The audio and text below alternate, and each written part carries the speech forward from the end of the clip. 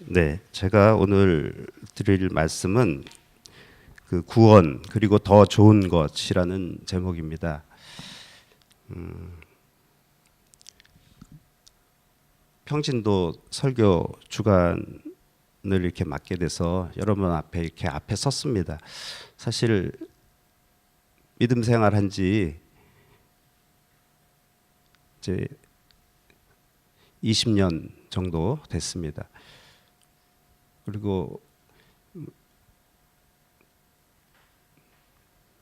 몇 번 이렇게 간증을 하러 다닌 적도 있습니다. 근데 이렇게 설교라는 형식으로 이렇게 서보는 것은 아마 처음인 것 같습니다.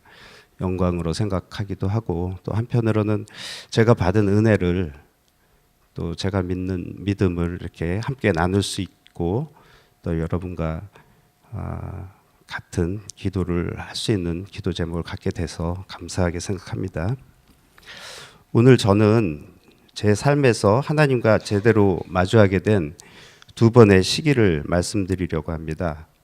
첫 번째는 제 나이 39, 1998년 IMF 때인데, 이때 저는 주님을 처음 만나게 되었습니다. 그 전까지 제 꿈은 건축가로서 훌륭한 디자인을 세상에 내어놓고 더 나은 세상이 되도록 제 분야의 일에 최선을 다하는 것이었습니다. 그 꿈을 위해서 열심히 살았습니다. 학생 때부터 선후배들과 건축을 위한 작업과 각종 건축 설계 경기에 참여하여 수상도 하고, 당시 인정받는 설계 사무실에 들어가서 여러 실무 작업도 하였습니다. 건축사 자격증도 취득하고 더 나은 건축에 대한 갈망으로 가족과 함께 유학도 다녀왔습니다. 귀국해서 열심히 작업하고 모교에서도 강의를 하는 가운데 제 작품이 수상도 하고 잡지에도 실리는 등 젊은 건축가로 두각을 드러내던 시기였습니다. 건축을 전공한 지 20년이 되는 해에 IMF는 찾아왔고, 불현듯 하던 모든 일들과 직원들이 사라지고 홀로 남아있는 자신을 발견하게 됐습니다. 그동안 만들어오고 쌓아왔던 건축을 통한 꿈도 다 허망한 것이 되었습니다.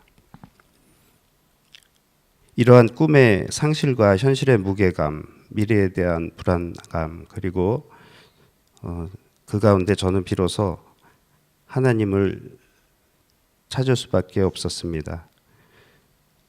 당시 출석하던 교회의 목사님께 상담을 요청했고, 담임 목사님께서는 당신이 은혜 받은 곳으로 저를 인도해 주셨으며, 저는 그곳에서 난생 처음 자신이 죄인이라는 것을 깨닫게 되었습니다.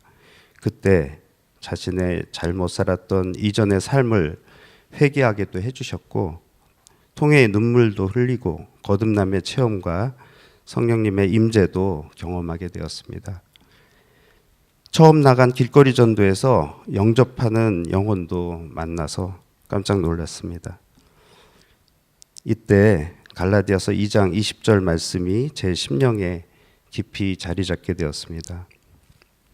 내가 그리스도와 함께 십자가에 못 박혔나니 그런즉 이제는 내가 사는 것이 아니요 오직 내 안에 그리스도께서 사는 것이라. 제가 죄를 회개하고 예수님을 나의 구세주로 영접하게 되자 예수님께서 십자가에서 못 박혀 죽으신 것이 바로 나 자신의 죄값을 대신 치르기 위한 것이라는 것을 깨닫게 되었습니다. 그리고 이제는 나를 옥매던 죄와 사망에서 온전히 구원받은 새 생명이 되었다는 것도 알게 되었습니다.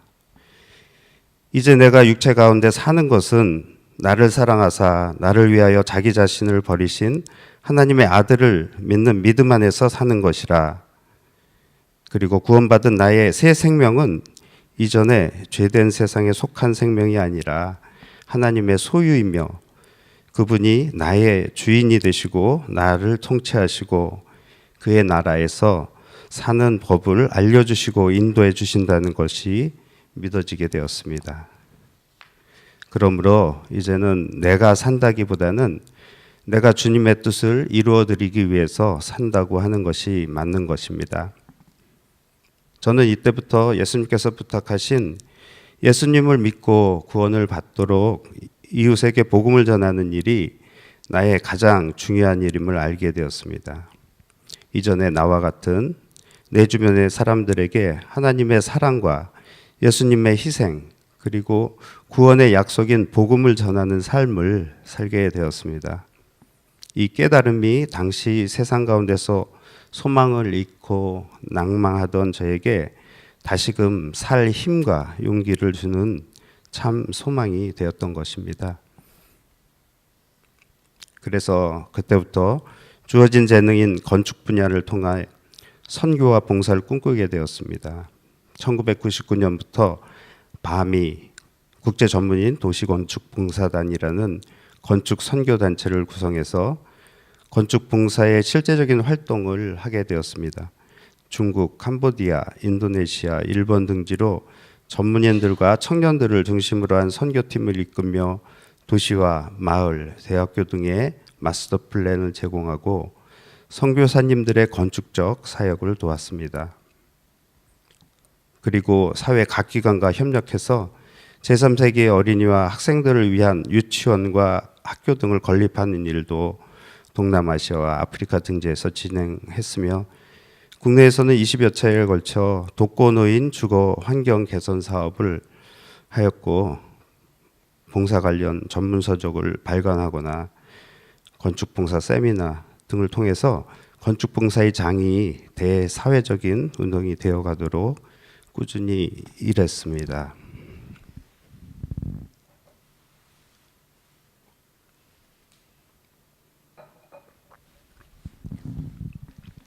예수님을 믿는 믿음 안에서 복음을 전하고 주님께서 허락하신 사업과 사역을 은혜로 감당하면서 다시 20년의 시간이 흘렀습니다. 거듭남의 계기를 통한 구원의 기쁨과 사명감으로 일을 계속하였지만 한편으로는 사업상의 어려움, 동력자 간의 관계의 어려움, 그리고 재정적인 어려움들이 반복적으로 찾아오곤 했습니다. 그럼에도 주님 안에 중심을 유지하며 사업과 사역의 줄을 이어갔습니다. 하지만 날이 갈수록 다시금 믿음으로 살게 하는 새 힘과 새 소망에 대한 간절함이 깊어만 갔습니다. 바쁜 나날 중에서도 주님의 인도하심을 기대하며 동역자들과 정기적으로 말씀을 묵상하고 나누는 시간을 가졌습니다. 그러던 중 올해 이 말씀 묵상 시간을 통해 하나님께서 새로운 은혜를 주셨습니다. 이 말씀과 은혜는 히브리서 묵상 가운데 찾고 깨닫게 되었으며 저에게 새 소망이 되었습니다. 이것이 제가 두 번째로 주님을 만나는 계기가 되었습니다. 구원을 받고 믿음으로 살고자 애써왔지만 삶의 여러 영역에서 겪는 지루하고 끊이지 않는 어려움이 있었고 삶의 자유가 없어지고 믿음의 진보도 없어지고 순종과 결단에 주춤되는 연약함 가운데 있던 저에게 말씀이 새 소망과 새 능력이 되었습니다. 여러분들과 이 말씀의 감동과 은혜를 나누고 싶습니다. 히브리서 6장을 다시 읽겠습니다. 그러므로 우리가 그리스도에 대한 초보적인 가르침을 떠나서 온전한 대로 나아가자. 죽은 행실을 회개하는 것과 하나님께 대한 믿음, 침례와 안수, 죽은 자의 부활과 세상의 심판에 관한 교훈의 기초를 다시 닦지 말자.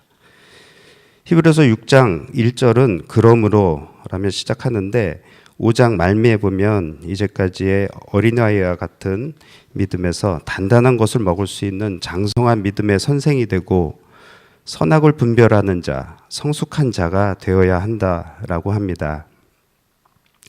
그리고 그 그리스도에 대한 초보적인 가르침이란 바로 회개함과 하나님을 믿는 믿음, 침례와 안수와 부활과 심판 등에 대한 가르침인데 지금 그러한 그리스도에 대한 초보적인 가르침과 믿음의 기초에 더 이상 머물지 말고 성숙한 믿음으로 들어서라는 것입니다. 이어서 9절에서 히브리서 기자는 사랑하는 성도들에게 확신으로 말하고 있는 것을 볼 수 있습니다.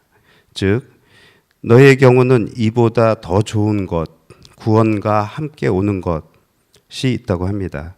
그것은 바로 믿음으로 행하는 자를 향한 끝까지 함께 하시고 잊지 않으시는 하나님의 신실하심, 사랑하심, 그리고 공의로우심입니다. 자, 10절을 보면 하나님께서는 불의하지 않으심으로 너희의 행위와 너희가 전에 성도들을 섬겼고 지금도 섬기면서 그분의 이름을 위하여 보여준 사랑을 잊지 않으신다 하십니다.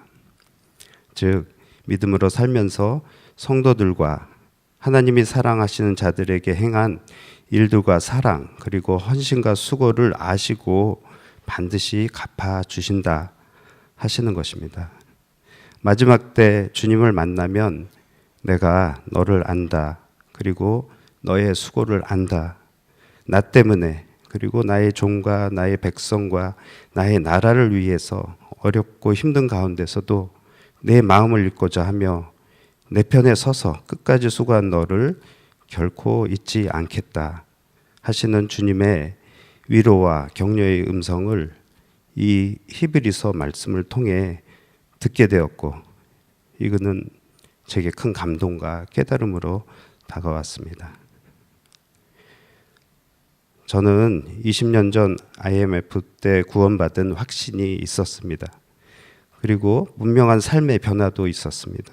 주님 안에서 자유함을 누리게 되었고 삶의 진정한 의미는 하나님을 만나고 하나님의 뜻을 구하며 사는 가운데 영생의 삶으로 이어지는 것임을 확인하며 살았습니다.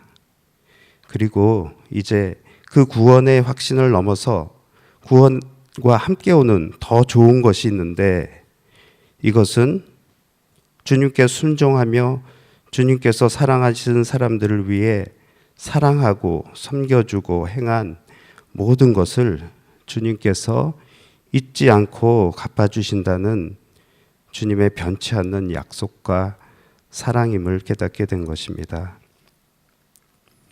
그렇습니다. 재정적인 어려움, 관계의 어려움, 믿음의 시련도 이제는 내려놓고 끝까지 나를 안다 하실 주님께 맡겨드리겠습니다. 모든 사람에게 외면당하고 거부당할지라도 주님 한 분만 끝까지 알아주시고 인정해 주신다면 그 길은 기쁨의 길이요 영광의 길입니다는 고백이 마음 깊은 곳에서 터져나오게 되었습니다. 믿음이 없이는 하나님을 기쁘시게 하지 못하나니 하나님께 나아가는 자는 반드시 하나님이 계신 것과 또한 그가 자기를 찾는 자들에게 상 주시는 이 심을 믿어야 할지니라. 히브리서 11장 6절.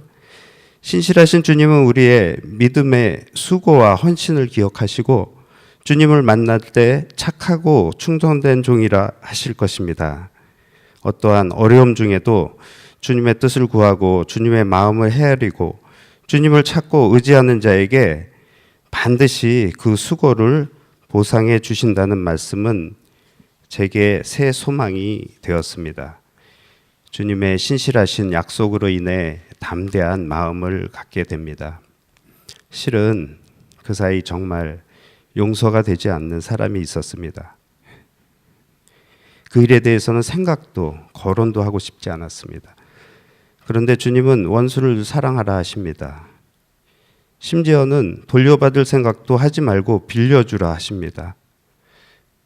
그럴 수 없습니다. 잘 안 됩니다. 하며 못 들은 척하고 있었습니다. 그런데 히브리서 6장 말씀에 이어 누가복음 6장 35절 말씀에 그러나 너희는 원수들을 사랑하고 그들에게 잘해주며 아무것도 기대하지 말고 빌려주라. 그러면 너희 상이 클 것이며 너희가 지극히 높은 분의 아들들이 될 것이다 하시며 그 이유로 후반절에서 이렇게 말씀하십니다.